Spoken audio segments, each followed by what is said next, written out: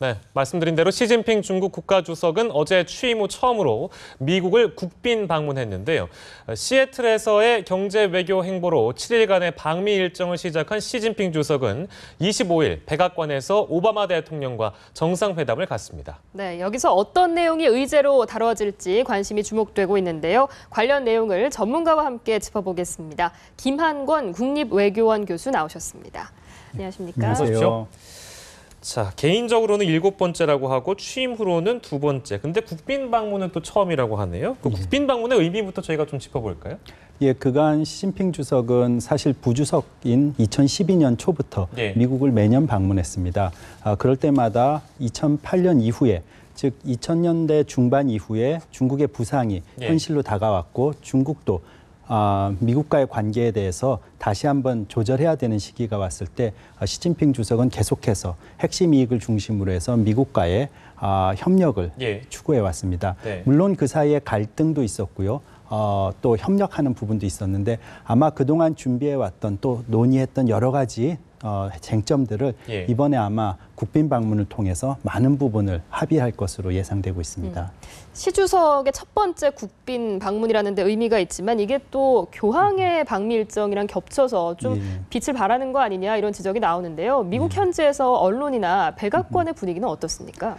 예, 일부에서는 그 교황의 방문으로 시진핑 주석의 방문이 좀 빛을 잃는다던가 비판이 더 강조됐다라는 표현이 있는데요. 아마 언론은 항상 좋은 점과 나쁜 점을 같이 다루다 보니까 저는 도리어 교황의 방문에서 비판할 점이 더 적었기 때문에 도리어 시진핑 주석에서 쟁점이 될 부분, 갈등이 나는 부분이 좀 부각된 게 아닌가 싶습니다. 특히 교황의 방문은 쿠바와 미국의 수교에서 배후에서 중재자 역할을 했던 거에 대한 감사, 그리고 일반 시민과 힘들고 고난을 받는 약자들을 위한 이미지가 있기 때문에 많은 환영을 받는 반면에 시진핑 주석과는 이제 여러 가지 중요한 갈등의 요인들을 남겨놓고 있어서 어찌 보면 좀 대치 국면이기 때문에 아마 이런 대조가 나타나는 게 아닌가 싶습니다. 그 외교 일정 같은 거를 잡을 때 말이죠. 이렇게 겹치는 경우가 흔히 있는 일입니까? 어떻습니까? 예, 올해는 유엔 총회 창립 70주년 기념식이기 때문에 유엔 안보리 5개 국가를 포함해서 세계 주요 국가들 정상들이 뉴욕으로 다 모이고 있습니다. 193개국 회원국가 중에 160여 개국이 넘는 국가가 정상들이 모이기 때문에요. 아마 이런 대규모의 중요 손님들이 뉴욕으로 오고 있는 것 같습니다. 네, 상황이 또 그렇다 보니까 겹칠 수 있는 것이다 이렇게 저희가 정리를 하고요. 미국 국빈 방문 일정, 시 주석의 일정을 보면 일단 경제 외교 일정으로 시작을 했습니다. 시애틀로 가서 최고 경영자들을 만난다. 이건 또 어떤 의미가 있을까요? 예, 중국으로서는 국내외적으로 중요한 메시지를 전달하고 있다고 생각합니다. 지금 중국이 경제 발전 구조에 체질적으로 변화를 시도하고 있습니다. 속칭 신창타이라고 불리는 뉴노멀, 즉 고도의 성장에서 중저성장의 시기가 정상화되는 그런 부분으로 들었으면서 일부에서는 위안화의 갑작스러운 절하, 그다음에 증시가 폭락하는 거에서 우려를 낳고 있는데요. 아마 이런 경제 외교를 앞세워서 국내외적으로 중국의 경제가 아직도 탄탄하고 또 앞으로도 희망적이다라는 메시지를 보이고 싶어하는 것 같습니다. 그러니까 먼저 시애틀에서 경제 일정을 소화하고 워싱턴으로 넘어가서 뭐 정상회담도 하고 이러는 건데 일각에서는 오히려 시애틀의 경제 외교에 더 방점이 찍혀 있다 이런 분석도 나오더라고요. 예, 아마도 이번에 중국의 시진핑 주석과 함께한 경제계 거물들, 특히 IT계 거물들이 대거 참석하고 또 시애틀에서 세계적으로 IT를 이끌고 있는 미국의 주요 CEO들과 만나기 때문에 아마 그런 강조되는 점이 있는 것 같은데요. 아마도 경제와 정치 외교가 모두 중요하다는 입장에서 미중 사이에서 보면 아마도 경제는 이번 시애틀 회담에서 매우 중요한 논점이 많이 나올 것 같고요. 정치 외교, 군사 안보적으로 워싱턴에서 또 많은 부분이 다뤄질 것 같습니다. 네, 저희가 워싱턴 얘기를 자연스럽게 해보면 일단 25일입니다. 오바마 대통령하고 만나게 되는데요. 거기에서 이제 어떤 내용이 의제로 다뤄질지 그것도 관심사거든요. 어떻게 전망하시는지요? 아마도 좋은 합의에 이를 수 있는 부분들, 예를 들어 기후변화라든가 앞에 말씀드렸던 경제협력에 관한 부분들이 있을 수 있는데요. 아마도 지금 많은 세계 언론들 또 전문가들이 관심을 갖는 부분은 갈등이 나타났던 부분을 두 정상이 얼마나 지혜롭게 합의에 이르느냐입니다. 대표적으로 사이버 안보 문제가 있고요. 예. 남중국해 문제, 또 인권과 민주주의라는 항상 미중 사이에 문제가 되는 부분들이 이번에 다시 한번 깊이 있게 다뤄질 것 같습니다. 예. 말씀하셨던 그 갈등하고 있는 현안들에 대해서 오바마 대통령이 좀 직설적으로 나오지 않겠느냐 이런 관측이 나오는데 어떻게 예상하시나요? 예, 그건 아마도 미국과 중국의 정치 문화의 차이라고 볼 수 있을 것 같습니다. 네. 미국은 정확하게 문제를 짚고 예, 그 예. 부분에 대해서 토론하고 문제를 찾는 것을 하나의 당연한 문제 해결 방식으로 보고요.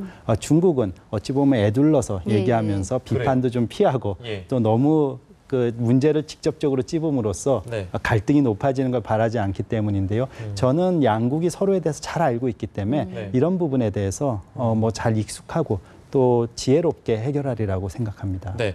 그리고 이제 사실은 우리 입장에서 가장 중요한 것은 바로 북핵 문제인 것 같은데요. 북핵 문제가 역시 또 핵심 이슈로 하나 떠오르지 않겠느냐 하는 부분인데 이 부분은 어떻게 보시는지요? 예, 미중 사이에서 아마도 글로벌 레벨에서 서로의 협의가 있고요.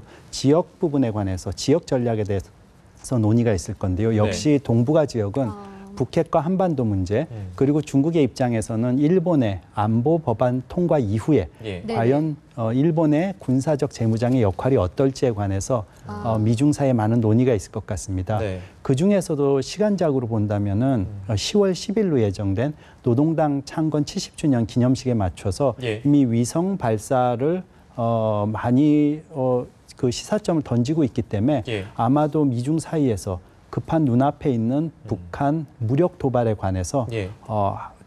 확고한 입장을 위한 논의가 있을 것 같습니다.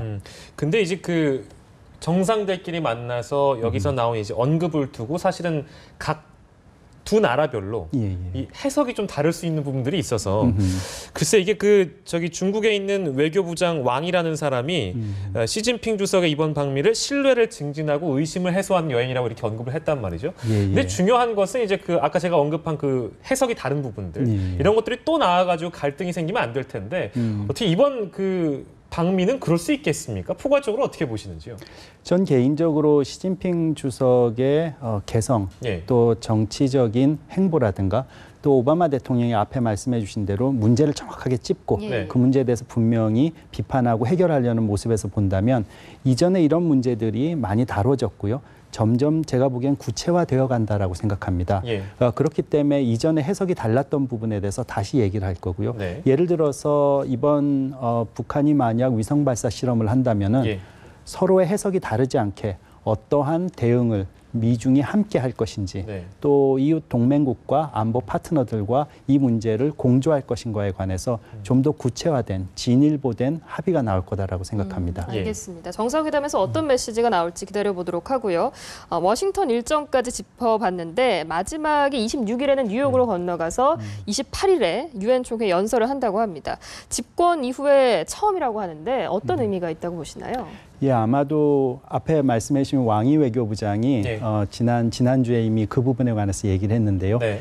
이번 미국 방문을 해서 시애틀의 경제 외교, 예. 그다음에 미중 정상회담, 마지막으로 유엔 총회 연설을 크게 4가지의 의미로 정리했습니다. 네. 앞에 말씀해 주신 우려를 해소하고 예. 신뢰를 높이는 여행, 또 미국 국민들을 향한 여행, 예. 네. 그다음에 그 앞으로 미래를 향한 미래를 향한 여행, 그리고 협력을 집중시키는 여행, 이렇게 4가지의 의미를 뒀는데요. 아마도 그 마지막에 방점을 찍는 것이 유엔 연설이 될 것 같습니다.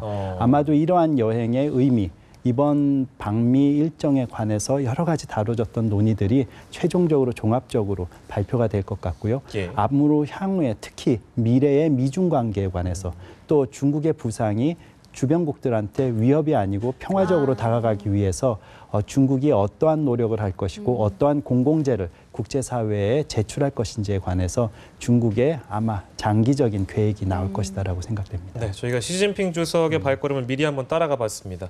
오늘 말씀 여기서 정리하겠습니다. 지금까지 김한권 국립외교원 교수였습니다. 고맙습니다. 네, 감사합니다.